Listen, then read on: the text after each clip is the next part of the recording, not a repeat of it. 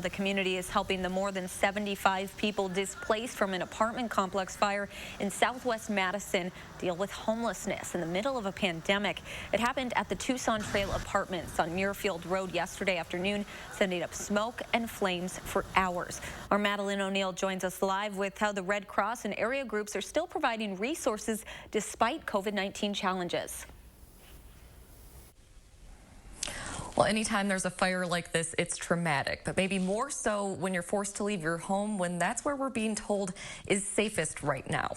So the Red Cross is helping out by providing their mental health professionals, Hy-Vee donated food, Goodwill donated clothing, all to help the displaced residents get through this.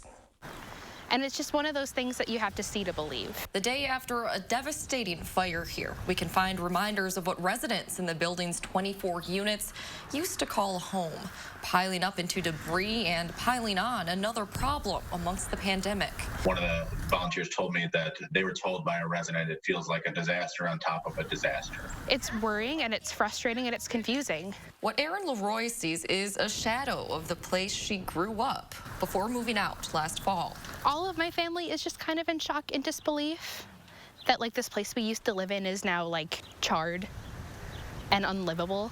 Unlivable for about 75 people, more than 30 who are now staying in a local hotel with the help of the Red Cross. Last night it was pretty emotional. Usually the Red Cross would have set up a shelter, but Communications Officer Justin Kern says the Red Cross is taking extra precautions during the pandemic, working virtually and over the phone as much as possible, doing health screenings on volunteers and residents, and following social distancing guidelines. And bringing everyone those resources, even though there is this added layer of uncertainty from the pandemic. One thing Kern does know: we are at a higher than average clip for home fires all around the state. So he says now is the time to go over emergency plans because this could happen to anyone.